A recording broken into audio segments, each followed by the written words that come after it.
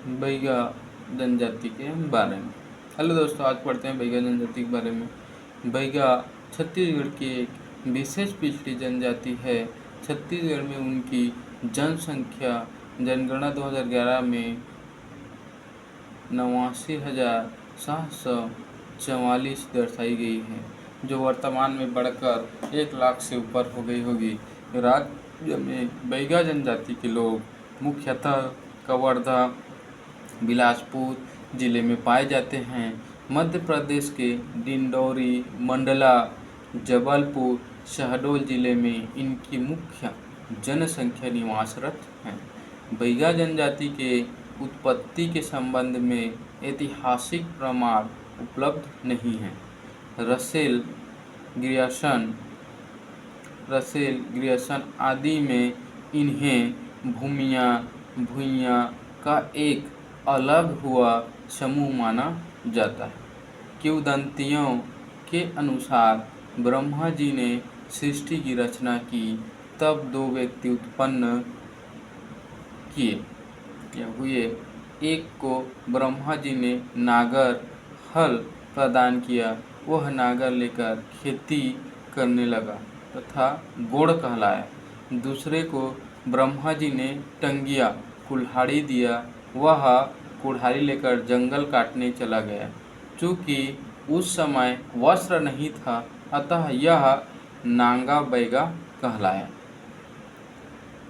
क्योंकि उस समय वस्त्र नहीं था, इसलिए वह नांगा बैगा कहलाया। बैगा जनजाति के लोग इन्हीं को अपना पूर्वज मानते हैं। बैगा जनजाति के लोग पहाड़ी व जंगली क्षेत्र के दुर्गम स्थानों में गोंड, भूमियाँ आदि के साथ निवास करते हैं। इनके घर मिट्टी के होते हैं, जिस पर घास फूस या खेपरेल की छप्पर होती है। दीवार की पुताई सफ़ेद या पीली मिट्टी से करते हैं।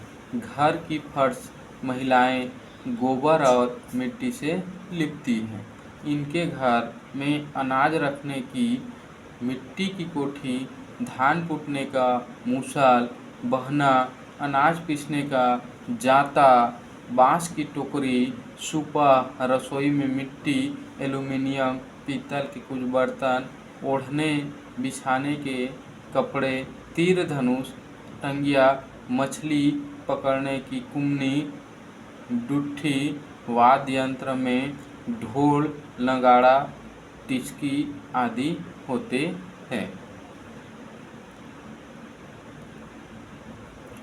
बैगा जनजाति की महिलाएं शरीर में, हाथ पैर, चेहरे पर स्थानीय बादी जाति की महिलाओं से गोदना गुदाती है। पुरुष लंगोटी या पाछा पहनते हैं। शरीर का ऊपरी भाग प्रायः खुला होता है। नवयुवक बंडी पहनते हैं। महिलाएं सफ़ेद लुगड़ा घुटने तक पहनती है। कमर में करधन, गले में रुपया माला, चेन माला, सूतिया, कांच की, मोतियों की गुड़िया माला, हाथों में कांच की चूड़ियाँ, कलाई में ऐंठी, नाक में लौंग, कान में खिनुआ, कर्णफूल आदि पहनती हैं। इनके अधिकांश गहने गिलट या नकली चांदी के होते हैं। इनका मुख्य भोजन चावल, कोदो, कुटकी का भात, पेज, मक्का की रोटी या पेज, उड़द, मूंग, अरहर की दाल, मौसमी सब्जी, जंगली कंदमूल, फल, मांसाहार में मुर्गा, बकरा, मछली, केकड़ा, कछुआ, जंगली पक्षी, हिरण, खरगोश, जंगली सुअर का मांस आदि है। महुए से स्वयं बनाई हुई शराब पीते हैं। पुरुष तंबाकू को तेंदुपत्ता में लपेटकर चोंगी बनाकर पीते हैं।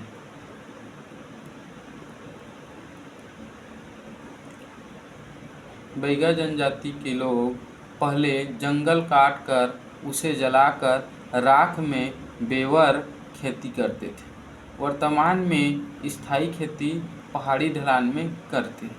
इसमें कोदो, मक्का, माड़िया, साठी धान, उड़द, मूंग, झुरगा आदि बोते हैं। जंगली कंदमूल संग्रह, तेंदुपत्ता अचार, लाख, गोंद, शहद, भिलावा, तिखुर, बेचांदी आदि एकत्र कर बेचते हैं। पहले हिरण, खरगोश, जंगली सुअर का शिकार करते थे। अब शिकार पर शासकीय प्रतिबंध है। वर्षा ऋतु में कुम्नी, कांटा, जाल आदि से स्वयं उपयोग के लिए मछली पकड़ते हैं। महिलाएं बांस की सुपा, टोकरी भी बनाकर बेचती। बैगा जनजाति कई अंतःविवाही उपजातियां पाई जाती। बैगा जनजाति में कई अंतःविवाही उपजातियां पाई जाती हैं।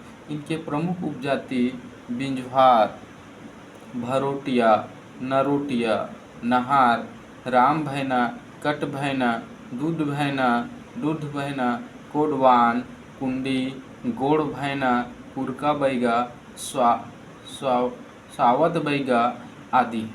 उपजातियां विभिन्न बहिर्वाही गोत्र में विभक्त हैं। इनके प्रमुख गोत्र मरावी, धुर्वे, मरकाम, परतेती, तिकाम, नेताम आदि हैं।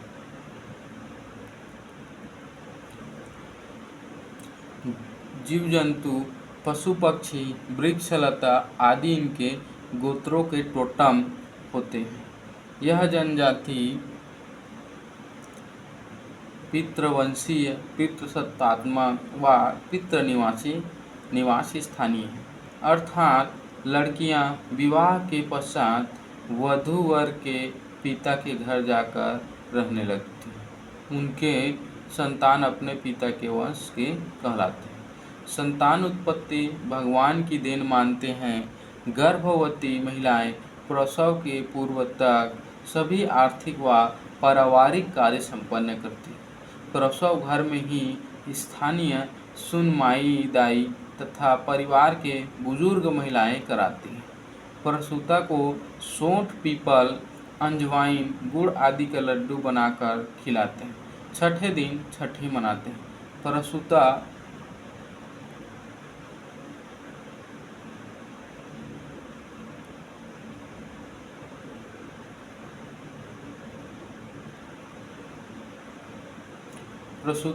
व नवजात शिशु को नहलाकर कुल देवी देवता का प्रणाम कराते हैं। घर की लिपाई पुताई करते हैं। रिश्तेदारों को शराब पिलाते हैं। विवाह उम्र लड़कों का 14 से 18 वर्ष तथा लड़कियों का 13 से 16 वर्ष माना जाता है। विवाह प्रस्ताव वर पक्ष की ओर से होता है। मामा बुआ के लड़के लड़कियों के बीच आपस में विवाह हो जाता है। वर पक्ष द्वारा वधू पक्ष को खर्ची, वधू मूल्य या वधू धन के रूप में चावल, दाल, हल्दी, तेल, गुड़ व नगद कुछ रकम दिया जाता है। विवाह की रस्में बुजुर्गों के देखरेख में संपन्न होती हैं। लमसेना, सेवा विवाह, चोरी विवाह, सहपलायन, पैठू विवाह, घूसपैठ, गुरावट विवाह विनिमय को समाज स्वीकृति प्राप्त है। पुनर्विवाह खडोनी भी प्रचलित है। मृत्यु होने पर मृतक को दफनाते हैं।